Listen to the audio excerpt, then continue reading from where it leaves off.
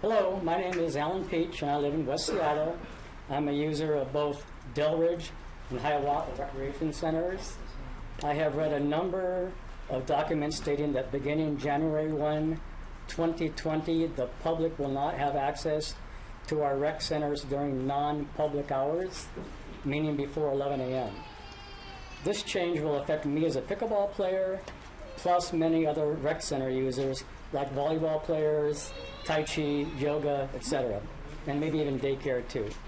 I was given the number that there were 500,000 users of our rec centers during non-public hours in 2012, and I'm sure that number is higher now. I would like to have this confirmed by Mr. Cutler tonight.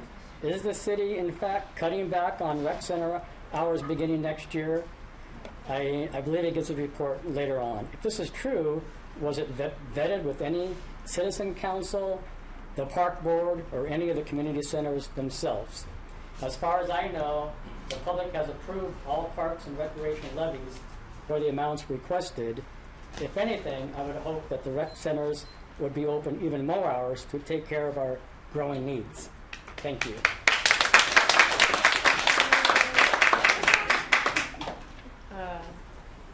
Thank you.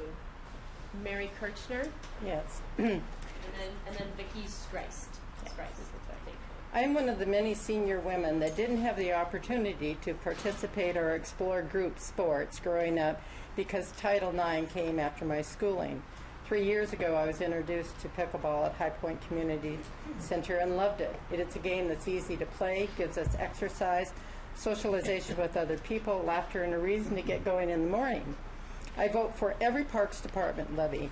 Now I'm at the community centers 2 to 3 times a week and see all the wonderful programs going on for all ages. The idea that non-public programs being shoved into public hours and having to compete with other programs is simply not acceptable. You are restricting hours at our valuable community centers, leaving them empty rather than expanding hours to meet the needs of the community. Senior citizens are often invisible, and it seems like a simple solution to cut their programs, and they will go quietly away. That's not going to happen here. We vote, pay taxes, volunteer, and participate in our community. The pickleball community is growing by leaps and bounds in Seattle. We want more hours, not less. Increase the staff at our community centers so they are open and used, which is the purpose of having them, and budget for today's needs, not 2008. It is your responsibility to serve our community needs, not vice versa. Seattle voters created the Parks District so they would not have to compete with other city essential services like police or fire. We have approved your levies, so where are our essential services? I would suggest you rethink how you can accommodate the needs of your constituents.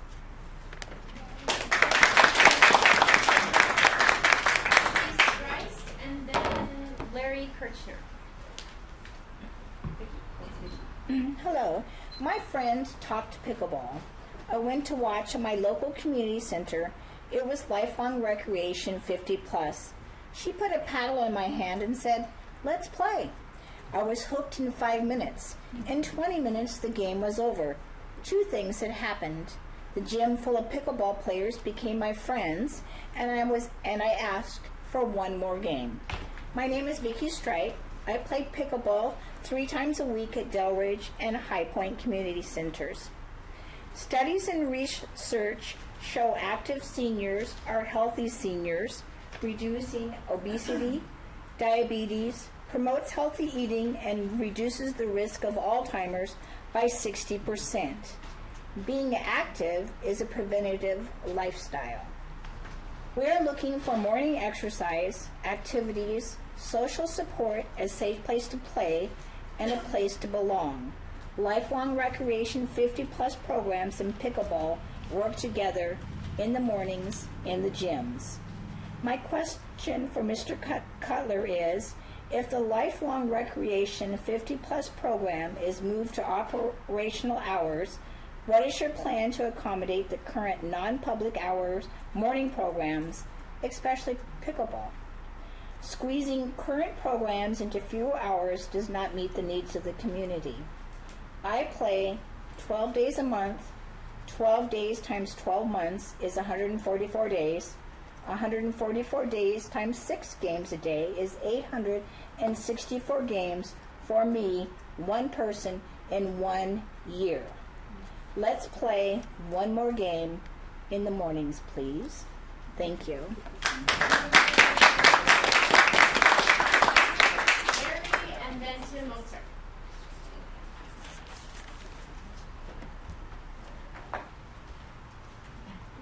Hi, my name is Larry Kirchner. I am also a West Seattle person. And I think you get a sense from the number of pickleball players here that there is a passion and there is a desire to increase the sport. Is Mr. Cutler here? I guess the question is are we here falsely? Are you talking about reducing the hours in January 2020? I'm not here to talk about that today. Well, I think it is true, but I hope that as the decision is made, it is made in a data-driven method, not just a bureaucratic decision made because it's easy to cut programs and not look innovatively for funding.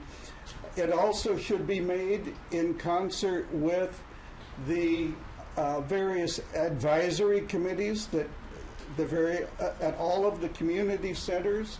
That's not been done, and we want to have a decision that is made with the needs of the community in mind and the fact that pickleball is a growing sport.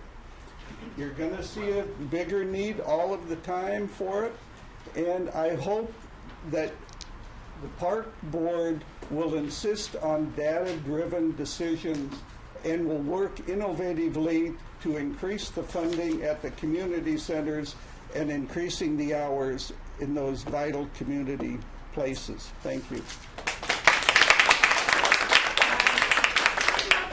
All right, well, thank you to everyone for driving downtown, finding parking, and being here to testify tonight. I want to acknowledge some of the public testimony we just heard. First, to the pickleballers, there are no plans to reduce budgeted hours at community centers. We have a structural problem related to an old model we've used to operate community centers during non-open hours. So I'm going to ask Justin to convene a meeting with pickleballers so you can have a more in-depth discussion and we can have adequate time to have a discussion about what looks like a reduction in hours, but is really sort of a sustainability issue. So Justin will reach out to you and let you know when that meeting gets scheduled. Thank you very much. Thank you.